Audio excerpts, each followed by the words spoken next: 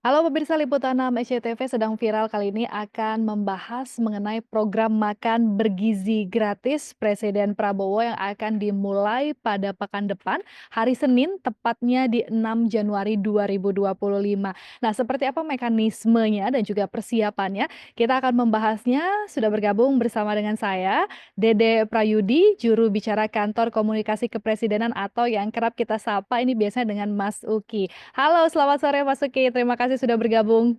Ya, selamat sore Mbak Regina. Terima kasih sudah diundang. Terima kasih. Selamat tahun baru, by the way. Selamat tahun baru Mas Uki. Mas Uki, jadi ini kan, Hmm. seperti yang kita ketahui hari Senin besok akan sudah dimulai begitu ya program makan bergizi gratis. Sejauh ini seperti apa persiapannya? Ya, jadi sebenarnya uji coba sudah dilakukan kurang lebih selama setahun, Mbak Regina. Dan dalam uji coba ini kami mencoba menemukan business conduct yang memenuhi prinsip-prinsip yang sudah digariskan oleh School Meal Coalition di bawah bendera UNICEF. Ya, jadi Indonesia sekarang sudah bersama 100 lebih negara itu bergabung ke sebuah koalisi, ya, sebuah perkumpulan negara-negara yang namanya School Meal Coalition atau koalisi makanan sekolah, kurang lebih seperti itu ya. Jadi di sana harus memenuhi standar, pertama standar kecukupan gizi, sehingga harus ditentukan nih kalorinya itu antara 600 sampai 700 kalori per hari. Terus kemudian karbohidratnya harus sekian gram, kemudian proteinnya harus sekian gram dan harus ada, nah ini kalau ini mandat dari Presiden Prabowo, harus ada zat besi dan juga yodium. Nah, saya juga gara-gara mempelajari ini menjadi semakin paham bahwa zat besi itu ternyata bisa menambah konsentrasi kita ketika kita sedang berpikir, juga yodium dan lain-lain. Nah, itu yang pertama tentang standar yang harus dipenuhi. Lalu standar yang kedua yang harus dipenuhi adalah terkait dengan food safety, yaitu standar higienitas, standar kebersihan.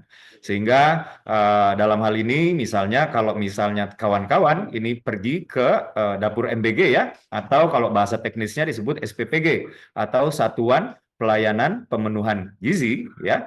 Nah, ini kalau masuk ke dalam aja, ini teman-teman nggak bisa masuk kalau misalnya nggak pakai alas kaki yang disediakan oleh mereka ya, karena alasan apa, steril tadi tuh.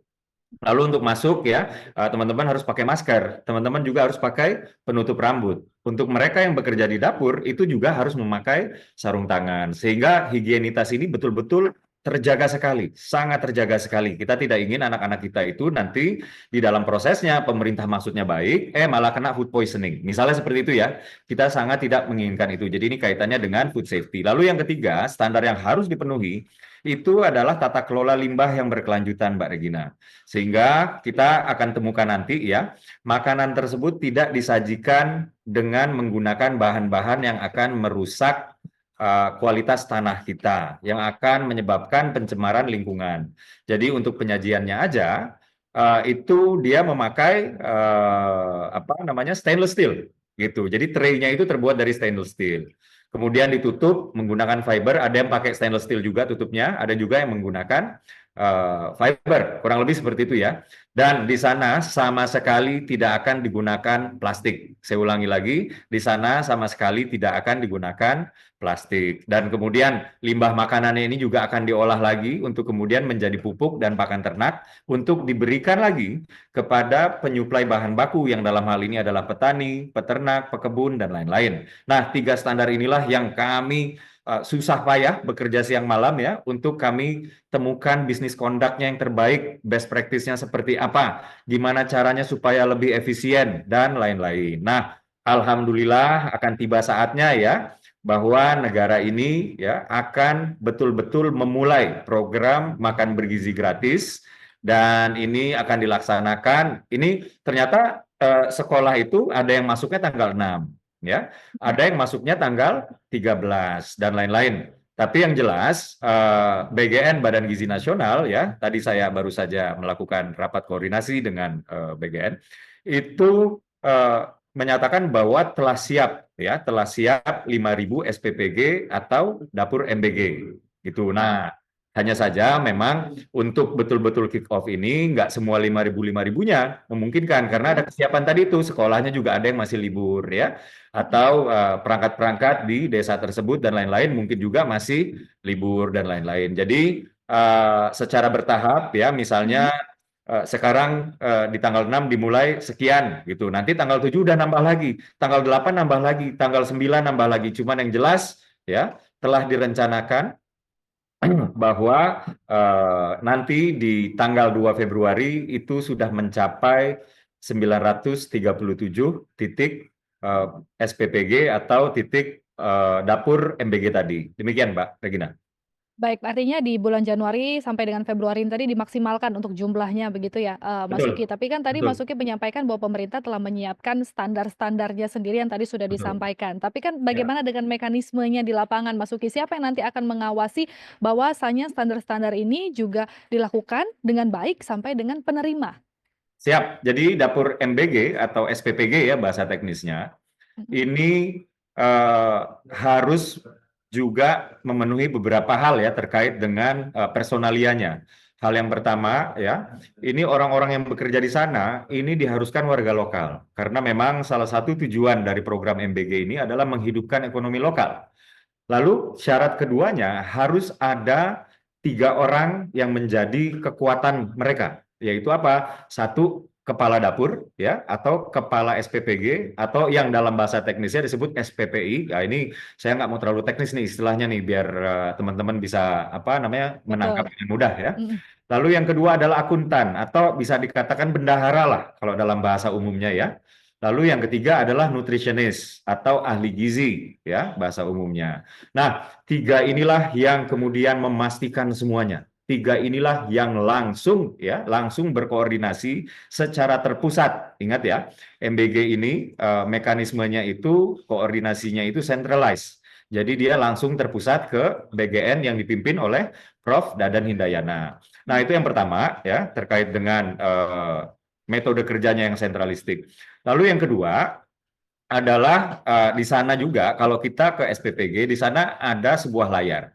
Layar tersebut itu memuat beberapa informasi yang juga itu langsung bisa nyambung ke sistem IT di BGN pusat. Yaitu apa saja yang diinformasikan di sana? Yang pertama itu diinformasikan jumlah penerima manfaatnya hari ini tuh yang akan dibagikan berapa. Jumlah makanan yang sudah disiapkan berapa, jumlah makanan yang sudah dibungkus atau sudah diantar aja di situ ditulis sampai makanan yang sudah diterima. Jadi dipastikan makanan tersebut diterima oleh penerima manfaat. Nah, di bawahnya lagi Mbak Regina, di situ ada informasi terkait kandungan gizinya.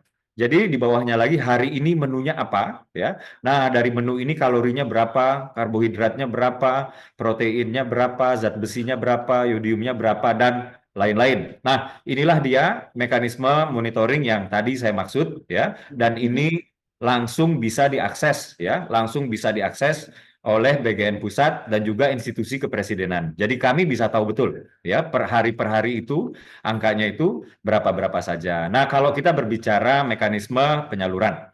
Jadi distribusi di sini kita lihat dulu di sini akan dibagikan kepada siapa. Kalau kita berbicara soal ibu hamil dan ibu menyusui, tentu saja kita tidak menggunakan sekolah ya sebagai instrumen distribusi. Kita dalam hal ini menggunakan posyandu. Nah, ini kader-kader posyandu kita selama uji coba ini keren-keren banget Mbak Regina. Karena apa?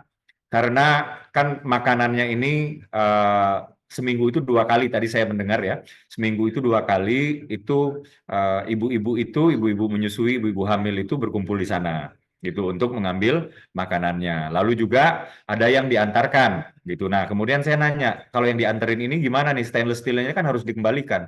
Ternyata oleh kader-kader posyandu kita juga dijemput lagi tuh makanan-makanannya, tray-tray stainless steel-nya, mohon maaf ya.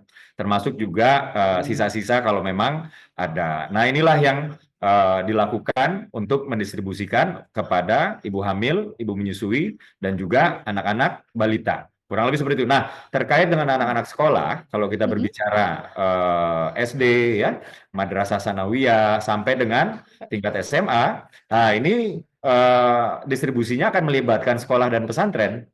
Jadi dalam hal ini adalah kerja multisektor. Memang BGN, Badan Gizi Nasional, di sini adalah leading sector yang bertanggung Mhm. jawab atas program secara keseluruhan, tapi ini yang kerja banyak sekali.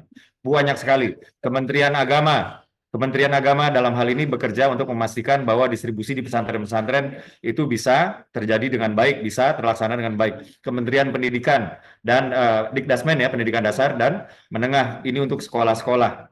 Belum lagi kita berbicara penyuplai bahan baku di sini juga ada andil Kementerian Pertanian, Kementerian Perikanan dan lain-lain. Jadi begitu dia ya, dari hulunya sampai hilirnya ini melibatkan banyak sekali stakeholder. Demikian Mbak Regina.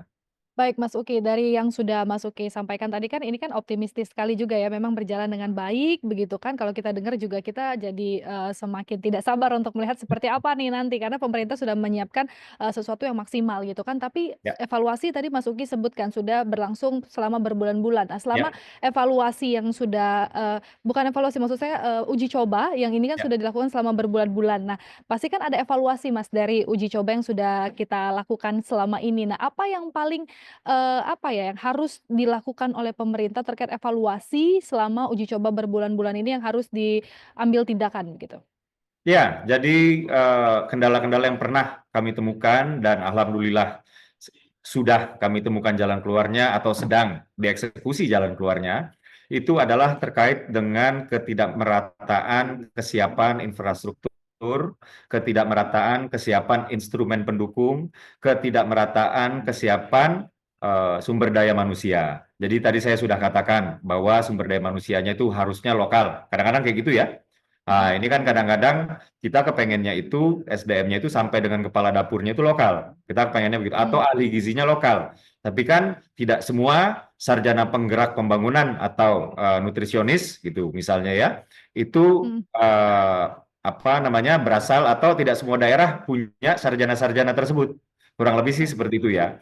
Sehingga ketidakmerataan kesiapan ini juga lah yang kemudian membuat kami harus begini, saya itu sering ditanya soalnya Mbak Regina, mhm, nanti daerah mana yang diutamakan gitu atau daerah mana iya, yang mau diprioritaskan. Jawabannya nggak ada pengutamaan, nggak ada prioritas. Karena nanti ya pada akhirnya ini semuanya sebanyak 82 juta orang Indonesia dari ibu hamil sampai dengan anak lulus SMA itu akan menerima manfaat gitu karena program ini bersifat universal sehingga tidak ada prioritas. Daerah mana yang siap duluan, maka dia harus segera kick off, segera mulai gitu. Sementara daerah yang belum siap ini kita kebut habis-habisan supaya siap. mmm, Tadi saya baru ngobrol dengan teman-teman di BGN, Mbak Regina tahu nggak kalau mereka itu tidur jam 11 malam. Mereka itu sampai di level tidak merayakan tahun baru ya bersama apa keluarganya gitu ya, nggak seperti mhm. kebanyakan masyarakat untuk memastikan bahwa program ini betul-betul saat mulai itu dampaknya dapat dirasakan oleh masyarakat dan terus making progress sehingga betul-betul nanti tanggal 2 Februari itu bisa tercapai 937 SPTG. Demikian, Mbak Regina. Baik, Mas Uki artinya, dari uji coba sudah ada evaluasinya, sedang dikerjakan juga evaluasinya begitu ya, agar Ya, tadi penerima manfaatnya sudah mendapatkan semua serentak nanti, akan di seluruh Indonesia ini akan betul. mendapatkan begitu ya, Mas Uki. Nah, Betul, betul. tapi, Mas Uki mungkin begini, dari semua masyarakat Indonesia kita tahu ini jumlahnya sangat banyak sekali begitu kan. Jika ada masyarakat yang, seharusnya mendapatkan bantuan makan bergizi gratis tapi tidak mendapatkannya, Mas Uki. Nah ini kira-kira apa yang bisa dilakukan dan bisa lapor kemana mungkin untuk masyarakat yang menyaksikan gitu? Iya, pendataan itu dilakukan sejak awal sebelum Mhm, program ini sampai ke tahap penyaluran. Sehingga di saat pendataan itulah yang kemudian nama tersebut harus ada ya. mhm, Kalau misalnya namanya sudah ada tapi kemudian tidak dibagikan, nah ini silakan mengadu ke kanal resmi. Kalau di KSP, Kantor Staf Presiden, itu namanya lapor.go.id ya. Atau misalnya langsung saja ke sosmed. Pemerintah zaman sekarang ini sensitif sama sosmed, ya. mmm, Jadi langsung aja dibilang ini saya harusnya terdaftar, misalnya. Teman-teman sekolah saya dapat semua. Teman-teman sekolah anak saya, misalnya kayak gitu ya. Misalnya ini anaknya gitu ya. Teman-teman sekolah anak saya dapat semua. Kenapa anak saya nggak dapat? Nah ini silakan mhm, mengadu, ya. Namun apabila memang belum terdaftar, ya, padahal usianya usia sekolah, mohon bersabar dulu karena semuanya dilakukan secara gradual. Semuanya dilakukan secara bertahap gitu. Jadi ini mengingat kesiapan juga ya. Jadi jangan sampai karena kita mau buru-buru aja. Kemudian ada tiga aspek tadi ya. Ada tiga aspek kecukupan gizi yang dikorbankan misalnya, atau higienitas yang dikorbankan, atau soal limbahnya gitu. Malah program bagus kalau nyampah juga buat apa? Kurang lebih seperti itu ya. Karena ini kan harapannya apa, partisipasi sekolah meningkat, absensi siswa juga meningkat, Mhm. konsentrasi siswa di kelas juga meningkat tanpa menimbulkan ekses limbah misalnya seperti itu. Nah, hal-hal ini kan harus bisa tercapai apabila kita tetap ada namanya rencana, ada yang namanya target, tapi tetap ya ini semua dilakukan secara gradual supaya Mhm. apa yang sudah menjadi tujuan itu tidak kalah dengan eksesnya. Kurang lebih demikian, Mbak Regina.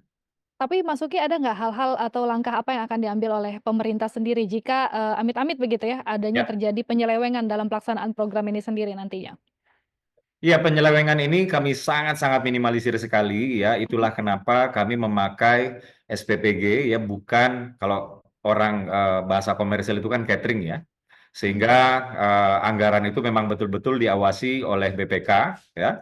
Dan orang yang menjadi akuntan, orang yang menjadi bendahara di setiap SPPG ini adalah orang-orang ya yang langsung bertanggung jawab kepada Badan Gizi Nasional. Dan kalau misalnya ada pengurangan-pengurangan, artinya harusnya belanjanya sekian ya, tapi sama dia dikurangin, sisanya dikantongin. Nah, ini saya pikir nggak bisa. Karena setiap yang dibeli itu juga langsung dari pemasok dan itu pertanggungjawabannya sangat ketat sekali. Sangat ketat sekali. Dan nanti akan ketahuan tuh dari kandungan gizi yang dianalisis oleh nutrisionis. Nah, ini nggak cukup nih gizinya nih gitu. Sementara uang yang dipakai untuk membeli bahan makanan tersebut itu menyatakan seharusnya cukup, kurang lebih seperti itu. Nah, hal-hal seperti inilah yang sudah kami mitigasi, dan kalau memang terjadi pelanggaran-pelanggaran ya, silahkan laporkan ke kami. Justru yang sekarang lagi agak marak, Mbak Regina, bukan Mhm. pelanggaran-pelanggaran seperti itu, Tapi tapi apa Mas Uki? fraud penipuan yang mengatasnamakan MBG. Jadi kami sudah Mmm. mendapatkan laporan ya, dan tadi juga sudah kami laporkan juga kepada Badan Gizi Nasional, yang di mana mereka ternyata juga sudah banyak mendapatkan laporan terjadi fraud-fraud. Artinya catering-catering gitu misalnya apa namanya diajak untuk bergabung menyukseskan program makan bergizi gratis versi pemerintah gitu ya. Terus habis itu untuk awalnya mereka harus dikenakan biaya sekian atau mereka harus melakukan ini, menyiapkan itu gitu ya. Padahal yang apa yang menginformasikan kepada mereka itu bukan mitra BGN. Nah, Mhm. ini mungkin dalam kesempatan kali ini saya apa namanya saya wajib juga ya untuk beritahukan bahwa untuk menjadi mitra BGN itu masuknya lewat website ya. Jadi seluruh pemirsa Liputan 6 di website www.bgn.go.id. Di sana sangat terpampang jelas ya soal mitra BGN. Jadi silahkan Mmm. bergabung untuk menjadi mitra BGN karena di sana ya kami membutuhkan pekebun, kami membutuhkan nelayan, kami membutuhkan petani, kami membutuhkan apa peternak dan lain-lain. Kami membutuhkan UMKM-UMKM untuk distribusi ya. Ini terkait dengan kendala ini saya balik sedikit ya. Waktu Mhm. itu distribusinya pakai angkot loh. Waktu uji coba itu di bulan Juli Agustus, itu distribusinya pakai angkot karena pusat pelayanannya ini belum memiliki kendaraan gitu. Jadi nyewa angkot ya, nyewa angkot itu kemudian si angkotnya tapi dibebani untuk nggak boleh narik dulu gitu. Jadi sebelum makanan ini diberikan untuk menjaga higienitas, maka angkot tersebut tidak boleh narik dulu ya. Tentu Harus saja langsung ada begitu ya? kompensasi yang diberikan ya supaya bersih ya. Iya. Kemudian nggak boleh narik dulu, juga harus disemprot disinfektan. Kurang lebih seperti itu. Mmm. Nah, hal-hal kayak gini, jadi kendala ketidaksiapan alat kelengkapan ya, itu salah satunya apa seperti ini, Mbak Regina yang akhirnya berhasil juga lah di tackle gitu. Nah, mitra-mitra BGN termasuk di sini Mhm. adalah distributor, logistik dan lain-lain. Ini silakan mendaftar secara resmi di bgn.go.id. Kemarin saya nanya ke apa salah seorang deputi di BGN, ada kawan Mhm. saya, beliau adalah pekebun untuk bahan makanan ini dan ini, dan BGN langsung menyambutnya, mohon daftar Mas, mohon daftar Mas. Karena apa? Karena kami juga butuh supply. Kurang lebih seperti itu. Apalagi kalau asli dari pekebun, nah ini kan mata rantainya lebih efisien. Kurang Lebih lebih efisien, demikian, betul. Mbak Regina. Baik, tapi Mas Uki kita penasaran, sebetulnya apa sih target, Presiden Prabowo dari program unggulan ini sendiri dan apa nanti tolak ukur keberhasilannya dari program ini?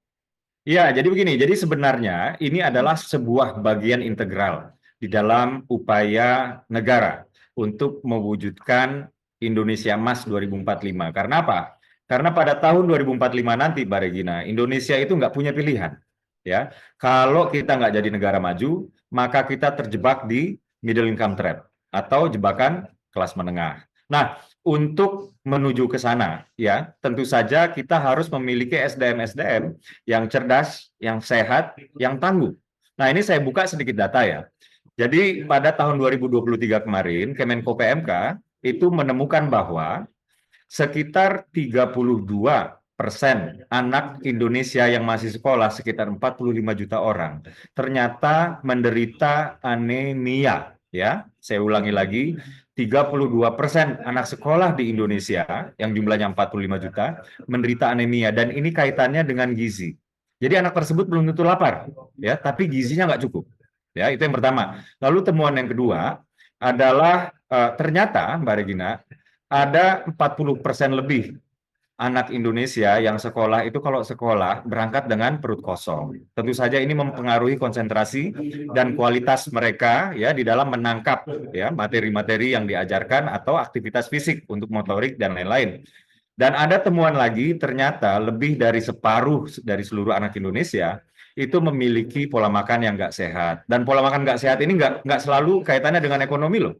Ada saja ya anak orang kaya misalnya, itu kemudian diberikan jajan oleh orang tuanya banyak, tapi kan belum tentu dibelikan makanan-makanan yang bergizi. Ya, bisa jadi dibelikan makanan jajanan-jajanan ringan sampai beliaunya kenyang. Nah, ini kan tentu saja menjadikan anak tersebut pola makannya tidak sehat. Belum lagi ada temuan data dari Kemenkes yang menyebutkan bahwa 51 juta orang Indonesia itu ternyata kekurangan gizi, di mana 5,8 jutanya adalah balita atau anak di bawah 5 tahun. Nah, kondisi seperti ini nih membuat Indonesia tuh kalau mau menjadi negara maju dengan SDM yang berkualitas, negara itu mau nggak mau harus melakukan intervensi gizi ke masyarakat, terutama kepada ibu hamil, ya, ibu menyusui, supaya ini untuk menekan angka stunting, lalu kemudian anak-anak sekolah dari balita sampai dengan selesai SMA, ini untuk meningkatkan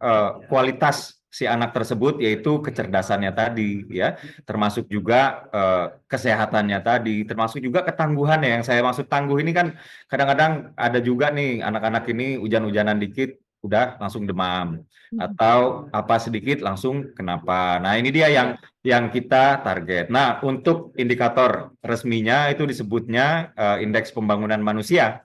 Jadi indeks pembangunan manusia itu ada 4 komponennya, yaitu angka harapan hidup, harapan lama sekolah, kemudian rata-rata pendidikan, dan juga pengeluaran atau living standard atau gaya hidup. Nah, akan tetapi kan eh, indeks pembangunan manusia ini angkanya belum bisa saya sebutkan karena RPJMN-nya masih disusun dan belum ditandatangan. Tapi di sini akan ada target tahunan dan target 5 tahunan. Nah, kalau kita berbicara jangka pendek, kita berbicara yang C tadi, partisipasi sekolah meningkat, absensi sekolah meningkat, ya, itu daftar kehadiran, lalu Mhm. juga konsentrasi di sekolah meningkat. Dan dari uji coba, ternyata sudah berdampak, Mbak Regina. Jadi saya ngobrol dengan guru-guru, saya ngobrol dengan siswa-siswi, ya, saya tanya, kamu seneng nggak dapat makanan bergizi?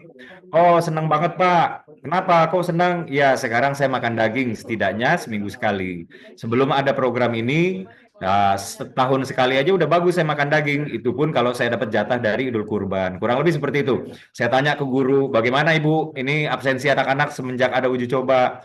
Dia bilang, oh absensi meningkat Pak. Loh kok bisa Bu? Iya, karena menu besok itu nggak kami kasih tauin Pak. Jadi anak-anak ini pada penasaran gitu. Ada kisah, hari Rabu itu jatahnya daging kan. Mhm. Kemudian ada anak yang memang nggak masuk di hari Rabu. Nah, di hari Kamisnya dia digoda-godain sama temennya. Dibilang, ih rugi banget, kemarin nggak kesini, kemarin nggak kesini, kemarin kita makan daging. Nah, cerita-cerita humanis seperti ini nih yang apa terjadi kalau misalnya kita melakukan tinjauan di lapangan. Dan betul ya, gara-gara anak-anak ini saling godain karena temennya kemarin absen dan nggak kebagian daging, dan sekolah itu nggak mau ngasih tahu daging itu hari apa, Jadi absensinya meningkat dan ini memang sudah menjadi fakta umum di negara-negara yang tergabung di School Meal Coalition tadi. Demikian, Mbak Regina. Berarti menjadi semangat baru juga untuk anak-anak pergi ke sekolah selain belajar ini Betul, untuk melihat menu makan siang gratisnya kira-kira apa, menu makan bergizinya begitu ya Mas betul, hari ini, betul. sehingga sekolah lebih konsentrasi juga, kita juga lebih membantu anak-anak untuk belajar dengan baik dan benar menciptakan generasi yang menuju Indonesia Emas 2045 ini tadi. Nah terakhir nih Mas Ya, Uki, mungkin, boleh singkat saja apa sih, kemudian, seberapa besar keyakinan dari pemerintah akan keberhasilan dari program makan bergizi gratis ini? ya, program makan bergizi gratis ini adalah program grande, ya, program yang sudah menjadi materi kampanye Presiden Prabowo sewaktu masih mengikuti kontestasi, dan Presiden Prabowo dalam hal ini berkomitmen untuk menyukseskan program makan bergizi gratis ini. Jadi setiap kebijakan itu kan dimulai atau hulunya adalah komitmen politiknya dulu. Nah, Mhm. komitmen politik Presiden Prabowo ini sangat besar sekali. Beliau ini sangat menginginkan program ini berjalan sukses lalu memberikan dampak, ya. Lalu kemudian program ini akan dilaksanakan, implementasinya ini menjalar sifatnya karena implementasinya ini bersifat gradual. Pertama di sini dulu, besok lusa sudah ada 3 daerah tersebut, besok lusa sudah ada 5 lagi, kurang lebih demikian, ya. Jadi kalau bicara sukses, ya, kami juga belajar dari banyak sekali negara best practice-nya, kami melihat data statistiknya, dan kami meyakini sekali bahwa program ini akan sangat sukses sekali, apalagi dari komitmen politik Presiden Prabowo sudah sangat tinggi, kemudian turun ke komitmen keuangan, komitmen finansial, sudah digelontorkan untuk tahun pertama 71 triliun rupiah, dan ini dana nggak sembarangan besarnya nih. Sehingga kami sangat optimis sekali, tinggal bagaimana masyarakat menikmati ini, ya, jangan dibuang-buang makanannya, ya, buat masyarakat yang sudah menerima, jangan dibuang-buang, hargai para petani kita, para nelayan kita, ya, hargai para peternak kita dan lain-lain. Dan kalau ini sukses, kami optimis Indonesia pada tahun 2045 nanti akan memiliki sebuah tonggak pijakan baru untuk SDM-nya, untuk kita meraih sebuah status sebagai negara maju. Demikian, Mbak Regina. Baik Mas Uki, tentunya harapan kita bersama semoga berjalan dengan lancar. Nanti kita akan mulai dari hari Senin 6 Januari 2025. Semoga tepat sasaran kepada penerima manfaat juga dan memiliki manfaat yang sangat baik untuk masyarakat Indonesia. Terima kasih sekali lagi Mas Dedek Prayudi, juru bicara Kantor Komunikasi Kepresidenan telah bergabung bersama kami. Terima kasih atas informasinya. Selamat sore Mas, sehat selalu. Selamat sore, sehat selalu, sehat selalu.